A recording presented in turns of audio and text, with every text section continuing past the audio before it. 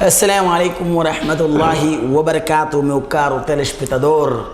Aí em casa esperamos tudo corra bem, porque nós estamos também melhor agora que vamos começar um programa que vai encorajar bastante nossa juventude, nossa sociedade em geral, para encorajamento ao aprendizado em particular. Estamos a falar do Din Islam. Muita gente que estão fora da Ásia e outros sítios pensam que aprender a religião é uma coisa muito difícil, é um bicho de 7 cabeças.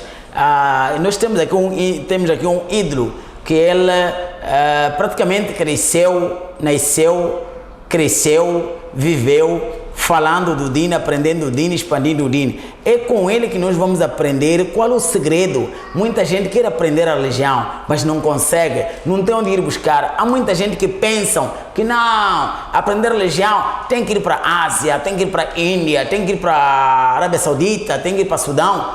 Mas também há outros que dizem, mesmo aqui no meu país, posso estudar, posso aprender, compreender e divulgar da melhor maneira, porque afim ao cabo o que se precisa é o resultado final, aprender para temer Allah subhanahu wa ta'ala. Então, se tu tens alguns requisitos deste país e ainda começa a trazer temor em Allah subhanahu wa ta'ala, aí está o resultado da procura do conhecimento, de acordo com Allah subhanahu wa ta'ala diz no Corão: Innama yakhshallahu min ibadihi al-ulama. Se existem algumas pessoas que têm medo de Allah subhanahu wa ta'ala, criaturas de Allah subhanahu wa ta'ala que temem a Ele, são aqueles que têm conhecimento da causa. É deste assunto que nós vamos falar com o nosso convidado especial, um líder carismático, de uma experiência extraordinária. Não falo de mais ninguém senão o nosso Sheikh Jelani, que ele vai nos dar. Nós queremos saber que aqui nós desejamos para ele boas-vindas para este programa. Nós queremos conhecer Jelani pequeno, Jelani criança, Jelani onde nasce, o Jelani até chegar ao Sheikh. Quem é este Jelani que a sociedade tão admira e está sendo a ponte de transmissão do Corão e do ensino do profeta Muhammad sallallahu alaihi wasallam, que está sendo um exemplo para a sociedade, em particular na nossa cidade da Beira? Alhamdulillah Rabbil Alamin. Wa qala al-Arab man talaba li'ula sahar al-layal. O árabe diz: quem procura não descansa, não é? E segundo, agradeço por estar aqui, de boas maneiras, boas vontades, para poder debruçar a minha autobiografia. Em primeiro lugar, eu nasci em Pebane, distrito de Pebane, província da Zambésia, no ano 1973. Hoje estou a contar mais ou menos na minha idade 50 anos, né? Se a memória não fosse. Esta é minha autobiografia. Vivi lá, com 13 anos fui para Climane. Fui para Climane por situações inimigas. Naquele tempo havia aquela situação inimiga em Moçambique. E dali nós fazíamos ir de volta de Climane, Pebane. E havia um navio chamado Ígaro. Este navio era navio militar, carregava armamentos, comida, rações, está vendo, né? Então nós tínhamos um braço comprido lá. Okay. Neste caso tínhamos um cunhado que estava lá, chamado Maurício, e aquilo parecia um carro para nós, não é? Daqui para Climane, voltar, para Climane, voltar. Com os meus 17 anos, achei que tinha que estar mesmo em Climane. Fiquei lá há pouco tempo, e ficando lá, um tempo passou. Assim, atingi os meus 19 anos lá em Climane. E pronto. É esta biografia até lá onde termina. E onde começa esse bicho de aprender, procurar conhecimento? Tinha alguma fonte inspiradora? Vi alguém para seguir a ele? Como é que foi? Vou falar a verdade. Eu era muçulmano, de conhecido que o distrito de Pebane é um distrito islâmico. não é? 50% que estão lá são muçulmanos. Então eu era muçulmano. Então ali em Quilimane estávamos a entrar num grupo. Quando chegámos em Quilimane o ambiente era outro, por causa da cidade, não é? O ambiente era outro, nós tínhamos uma camada, uma malta dos 4 ou 5 companheiros, que pronto, nós andávamos de uma maneira que não tinha código, não é? Até já estávamos quase para entrar nas bebedeiras, quase. Estava misturado. Quase, para o ambiente é outro, já o ambiente era outro, tudo era admirável para nós, tudo era novo para nós. Então nós estávamos para entrar nesses, nas boates, contaminas, aonde nós passávamos por ali, apesar de eu fui um indivíduo muito orgulhoso, nos passeios, nunca gostei de dançar a música, não é? Nunca gostei, mas gostei de ouvir, escutar, mas nunca gostei de dançar. Nessas alturas? Exatamente. E tinha uma sobrinha, era mulata, tenho uma família mulata. Então esta sobrinha andava com os namorados japoneses, não é? No ambiente onde viviam toda aquela gente ali, eu estava só, eu sozinho, um negro. Opa. Um salão inteiro, estava só eu sozinho, negro. Mas eu não bebia. Só assistia, acompanhava? Acompanhava a minha sobrinha, não é? Era uma mulher que pronto, passeava e ela pedia uma companhia. Então ali mesmo eu comecei a ver que esta vida para mim não é possível, não é? Não é bom para mim. Não é isso que foi destinado para mim. Exatamente. Mas dia seguinte estávamos 4 homens a passear.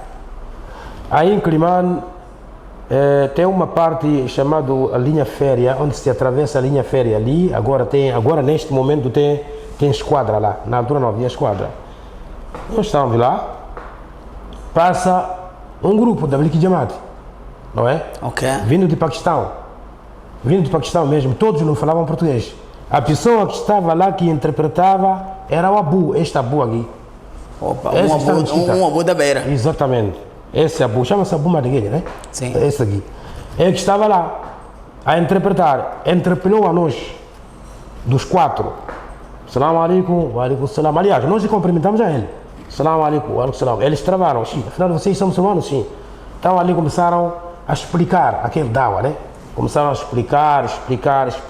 Então tudo aparecia toda a vida, tudo que eles explicavam, aparecia intimamente naquilo que acontecia mesmo na sua vida atrás. Na vida atrás, os meus pais, não sei o que, aquela coisa, né? Temos que fazer solat, não sei o que. Como quem diz, parecia estar a receber uma revelação naquela altura. Prontos, ali eles estavam hospedados numa mesquita chamada Mesquita Rassula, que está em Quilimane aí. Depois da Brandão, ali tem uma mesquita a seguir. É a mesquita que a gente rezava. Depois dali, nós acatamos a mensagem. E fomos para lá. Chegamos lá, era numa sexta-feira. Estávamos a fazer o Juma. E eles começaram a distribuir aquele altar, não é? Sim.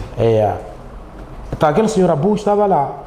Depois do Juma acabar, eu chamei a ele, eu procurei saber como é que isso funciona. Explicou, não, é só participar, é fazer solat, eu não conhecia solat, né? Só ouvia dizer e via os meus pais.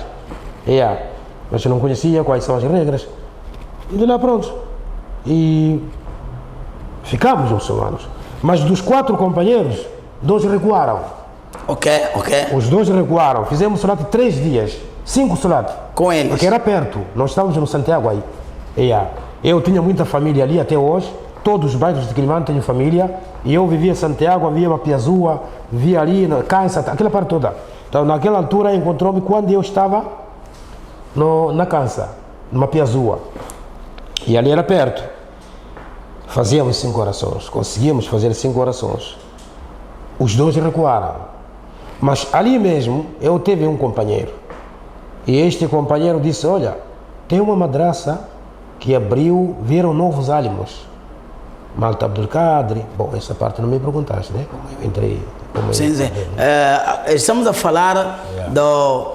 Ali o bicho começa a aparecer, a gostar do Islã. Do ambiente, exatamente. Então, depois acaba descobrindo que na cidade de Quilimane, afinal, havia uma certa academia, sim. onde poderia buscar mais conhecimentos que ali dos 5 dias que estava a fazer. Sim.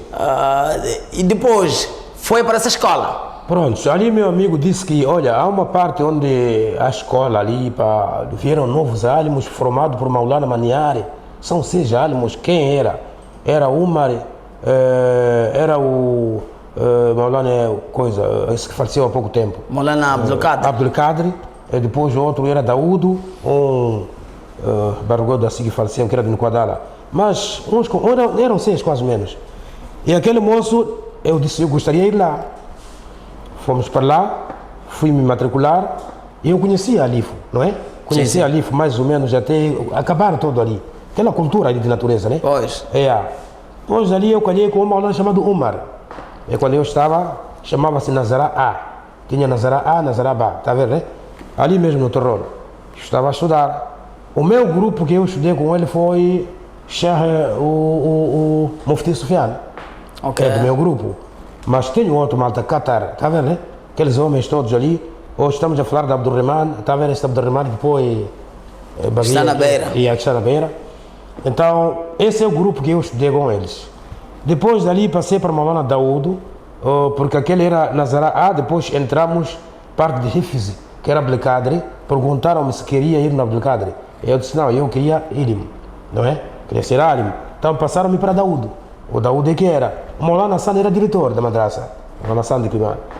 E é ali como eu começou a ganhar estudar. Vontade de aprender. Ganhar vontade. Aí não deixei meu salate, estava a praticar o meu salate, os 5 salates, tinha aquela vontade porque já tinha alguns conhecimentos, né? Que o salate é assim, faz assim, então criei-me vontade. Quer dizer, naquele ambiente, daquela família, daqueles amigos, eu fiquei automaticamente saído de lá. Distanciado. Fora de lá. Naquele dia que eu achei que eu tenho que estudar, sentei com minha mãe e aquela minha sobrinha que eu andava com ela. Eu disse, olha, eu a partir de hoje, não vou estando a andar contigo. Perguntou porquê. Eu disse, pá, eu sou homem, eu tenho que estudar. Um dia, se eu não ser salvado, eu hei de salvar. Mashallah. Ela disse o quê? Esta foi sua intenção, se eu não estiver salvo, mas eu hei de salvar alguém. Exatamente. Até hoje eu tenho este instinto mesmo na cabeça. Se não for salvado... Se eu não for salvado, eu vou salvar. Não é? Mashallah. Este foi a minha vontade de estudar. Este é que levou o meu caro telespectador, aí estamos a ouvir uma coragem, uma determinação de um jovem que está a sair de um projeto ou de um sistema não adequado, não religioso, e ele decide abandonar e com a intenção mesmo de dizer, se eu não for salvo, eu vou salvar. Agora, falando nisso, aqui quero também explicar que seu propósito de escolher a religião islâmica foi de querer, se não for salvo, tem que salvar. Exatamente. Depois de terminar os estudos lá, qual foi a sua visão? Estudos não terminaram lá. Continuamos a estudar, mas havia uma bolsa para fora. Ok. Esta bolsa estava direcionada a 6 pessoas também, Saímos de lá com esta bolsa, os 6 elementos, fomos até no Anuaril, Maputo. A bolsa era para fora. Havia um texto aí, na altura estava ali a África Muslim Agency. Ok. Não é? Enquadrámos-nos com eles ali e começamos a estudar. Havia um certo exame que era preciso fazer. Nós, 6 pessoas, só aprovaram 3. Não é? Okay. Foram fora. Outro hoje em dia está em Angola, chamado Yusuf.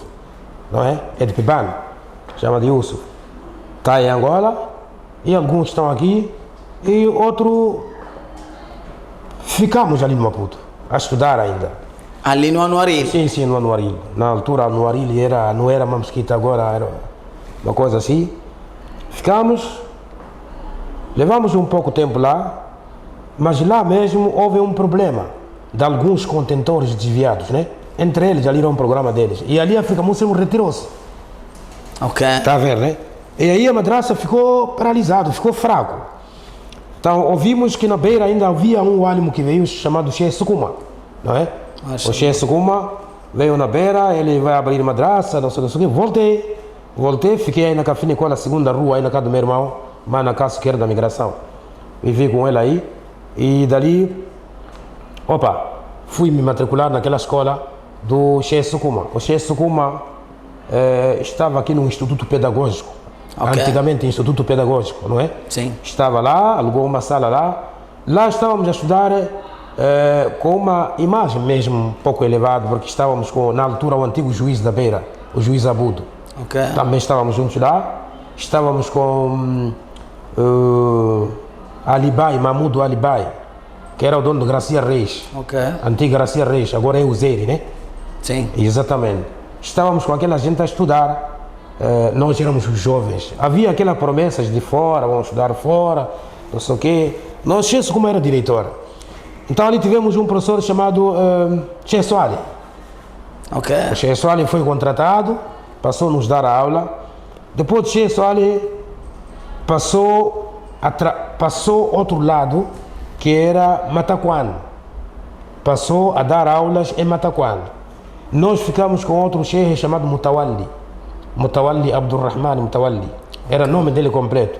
Esse era um egípcio. Não é? Esse não falava português. Esse só falava árabe só. O aproveitamento pedagógico, a parte da árabe, aproveitamos muito com ele.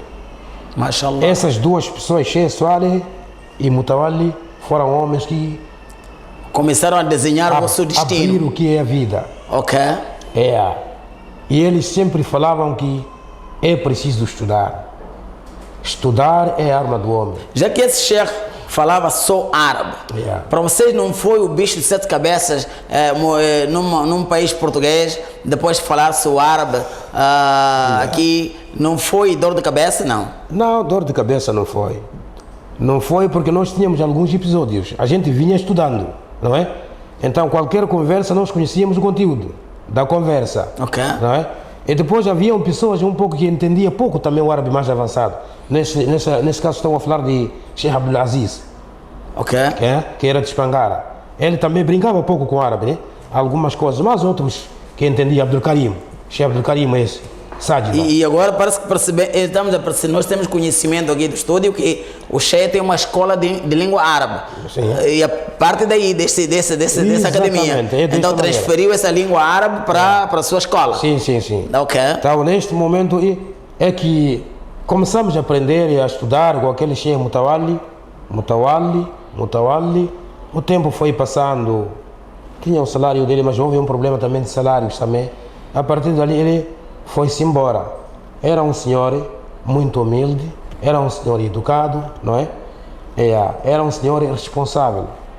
É isso que aconteceu durante... É isso que aconteceu. Agora,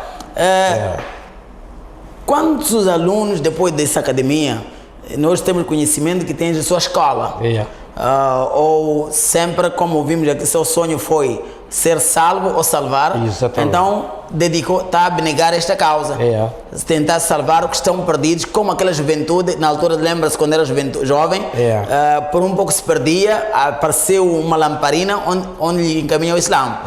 Também levou este foco para poder ensinar os outros. Quantos alunos até agora estás a ensinar? Ou já ensinou? Alunos que eu ensinei são muitos. Primeiro, na altura em que nós estávamos a estudar, ainda não havia mercados. Aliás, não haviam muitos maulanas. O maulana que eu conheci era só da central aqui, Maulana Ibrahim.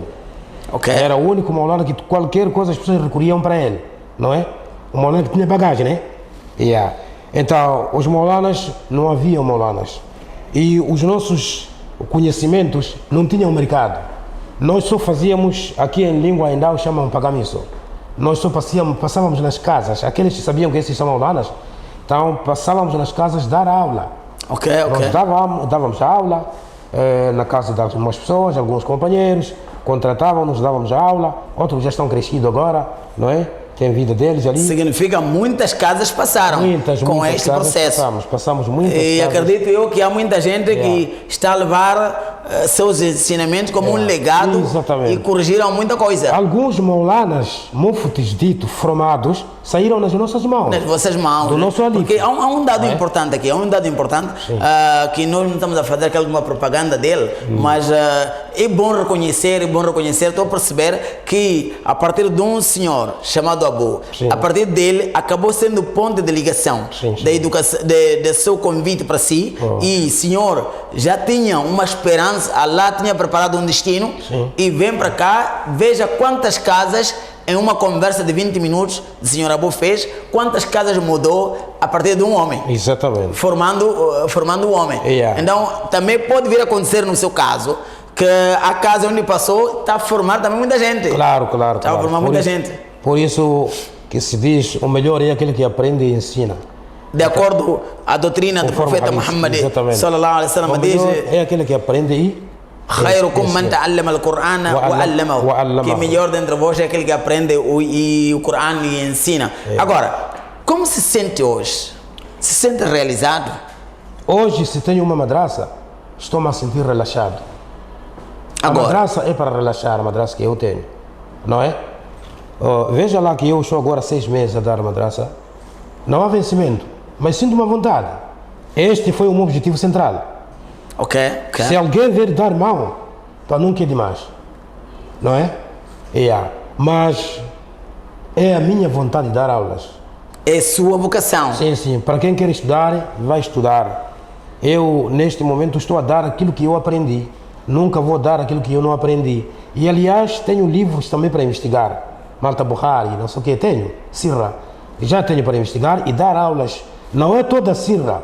Mas alguns pontos... Quem diz que eu aprendi toda a Sirra está a mentir. Quem diz que eu aprendi todo o Corão está a mentir. Qualquer álimo, não é? O Corão é bahar, uma coisa muito grande. Há certas coisas que você pode ser explicado, não saber explicar. Mas você foi explicado, mas não saber explicar. Até aí não acabaste o Corão, não é? Então, por isso estava a dizer desta maneira que é preciso estudar. Eu estou a dar madraça como um meio de relaxar. Agora, Maulana, nós estamos a falar agora, já aprendeu, já se sente relaxado. Se fosse o dirigente máximo da província de Sofala, na visão islâmica, o que gostaria de aumentar, o que gostaria de tirar que não te conforta no Islã? Há alguma coisa no Islã? Agora nós temos muitas coisas no Islã, não é? Já, alhamdulillah, muitas madraças, muitos maulanas, muitos muçulmanos também, não é? Temos que reconhecer isso. Se fosse um dirigente máximo, com este foco, o que queria fazer para os muçulmanos? Opa, essa é uma pedra no sapato, essa pergunta, né? Uma pedra no sapato. Essa é uma pedra no sapato, porque cada um tem suas intenções. E há pessoas que nós estamos a ver que são muçulmanos, finalmente não são muçulmanos. Só aparência, não é assim? Para este grupo que vivem aparentemente muçulmanos, qual é o recado que dá? Na Arábia Saudita tem um grupo chamado Dhummiyu. Dhummiyu são pessoas que vivem como muçulmanos, comem como muçulmanos, não é? Mas não são muçulmanos. Mas por causa de viver num ambiente islâmico, deram aquele nome de Dhummiyu, né? Então, também aqui dentro do Islã, nós sabemos que o Islã está dividido, os muçulmanos estão divididos em 3 grupos. Temos o Mu'min, temos o Muttaqin, temos o Muslim, não é assim? Esses são um grupo de pessoas. Então, para dizer que se fosse um máximo, devia ou poderia decretar uma lei, é um pouco difícil, porque mesmo onde nós estamos aqui, nós temos um governo, não é?